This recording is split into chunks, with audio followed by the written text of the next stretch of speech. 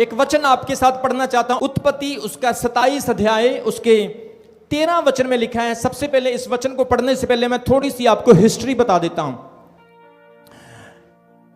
इसहाक जो अब्राहम का बेटा था, बाइबल कहती जब वो बूढ़ा हो गया,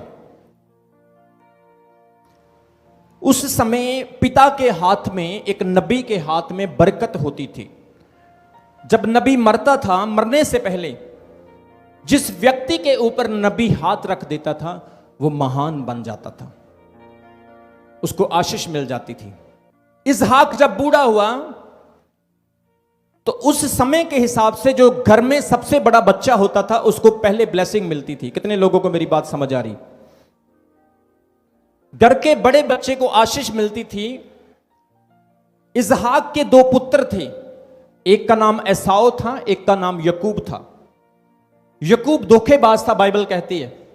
उसने एसाव से पहले धोखा करके उसके बड़े होने का हक ले लिया।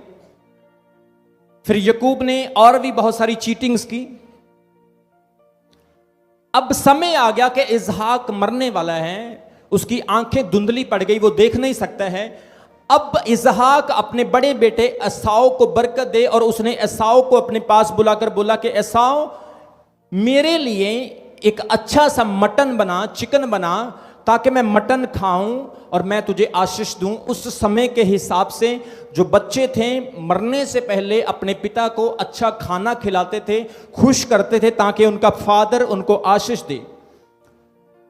और एसाव ने क्या किया, शिकार करने के लिए जंगल में चला गया, और यकूब की मां रिबिका ने यह सुन लिया कि मेरा पति इसहाक एसाव को बरकत देने वाला है, और मैं नहीं चाहती हूं कि एसाव बरकत पाए, मैं चाहती हूं कि यकूब बरकत पाए, क्योंकि वो यकूब छोटा था इसलिए उससे ज्यादा प्यार करती थी। बाइबल कहती है उसने चोरी चोरी से यकूब को बुलाया। उसने कहा मेरे पास आ जल्दी से, देख तेरा पिता एसाव को आशीष देने वाला है, लेकिन मैं नहीं चाहती हूं वो आशीष एसाव को मिले, इसलिए जल्दी जल्दी से खाना मैं पका देती हूं, तू अपने पिता के पास चला जा और सारी आशीष ले ले। और वो कहता है मां ऐसे कैसे हो सकता है, एसाव के हाथों के ऊपर बाल हैं, उसकी स्किन के ऊपर बाल हैं, लेकिन मैं तो बालों वाला नहीं हूं। मेरा पिता मेरी आवाज को और मेरे शरीर को पहचान लेगा। उसने बोला उसकी आंखें धुंधली है, वो कैसे पहचान सकता है? तू फटाफट से जा, खाना मैं बना देती हूं, मुझे पता उसका टेस्ट क्या है, मुझे पता है उसका फ्लेवर क्या है, मैं बना देती हूं। एसाव को आने में अभी टाइम लगेगा। रिबेका ने क्या किया, उसको खाने को बनाया और यकूब को दे दिया। और बाइबल कहती है यकूब ने वो खाना लिया और अपने पिता के पास जाकर उसको परोस दिया। और पिता ने, इसहाक ने कहा एसाव तू बड़ी जल्दी आ गया, तुझे इतनी जल्दी शिकार मिल गया? उसने कहा हां पिता, तेरे परमेश्वर ने मुझे दे दिया। वो बोला कि तेरी आवाज तो एसाव जैसी नहीं लगती है, तेरे हाथ, तेरा शरीर तो एसाव जैसा ही लग रहा है। हाँ वो बाल मैं महसूस कर रहा हूं, देख रहा हूं। उसने कहा नहीं पिता, मैं वही हूं।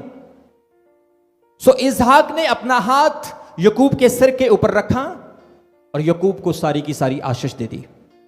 लेकिन याद रखो, खाना खिलाने से पहले यकूब ने अपनी मां रिबिका से एक बात कही थी कि मां, मैं ये काम नहीं करूंगा क्योंकि मेरा पिता मुझे श्राप देगा।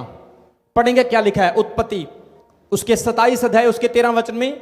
जब यकूब ने कहा कि मेरा पिता मुझे श्राप देगा, उसकी मां उससे क्या कहती? उसकी माता ने उससे कहा हे मेरे पुत्र, श्राप तुझ पर नहीं मुझ पर ही पड़े।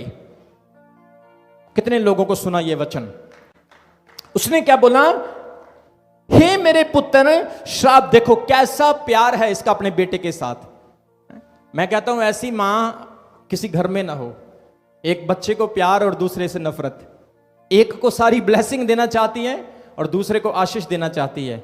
सुनो, जब यकूब और एसाव रिबिका के पेट में थे ना, तब भी ये लड़ाई कर रहे थे, उसमें रेसलिंग कर रहे थे। और ये क्या कहती हैं, ये मुझे मार के छोड़ेंगे। ये पेट में भी आराम नहीं कर रहे हैं, लड़ाई कर रहे हैं, क्योंकि पेट में 2 जातियां थी और वो कह रहा था मैं पहले आ जाऊं, वो कह रहा था मैं पहले आ जाऊं, क्योंकि जो पहले हो जाएगा वही बड़ा होगा। बोलो आमीन। बोलो हालेलुया। और वो क्या कहती है, उसकी माता ने उससे कहा, हे मेरे पुत्र, श्राप तुझ पर नहीं मुझ पर पड़े, तू केवल मेरी सुन और जाकर बच्चे मेरे पास ले आ, उस भेड़ को, उस बकरी को मेरे पास लेकर आ, ताकि मैं तेरे पिता को खिलाऊं। वचन में लिखा है यहां पर उसकी मां ने अपने ऊपर श्राप ले लिया। उसने एक ऐसा झूठ बोला। आज आपने अपनी लाइफ में परमेश्वर के अभिषेकित लोगों से श्राप नहीं, आशीष लेना है। बोलो हालेलुया। रेबेका की तरह किसी का बेनिफिट करने के लिए अपना नुकसान नहीं करवाना। और इस श्राप का जब आप बाइबल पढ़ोगे 27-28 अध्याय को, इस श्राप का आगे जाकर बहुत बुरा परिणाम हुआ। बाइबल कहती है रेबेका को बहुत सारे कष्टों से गुजरना पड़ा, बहुत सारे कॉन्सिक्वेंसेस उनकी जिंदगी में आ गए इस श्राप की वजह से। आज आप में से भी बहुत सारे लोग ऐसे हैं जो इस तरह के श्राप अपनी जिंदगी में लेते हैं, लेकिन वचन में लिखा है तुम्हारी जीभ में जीवन है, तुम्हारी जीभ में मृत्यु है। इसलिए हमेशा पॉजिटिव बोलें।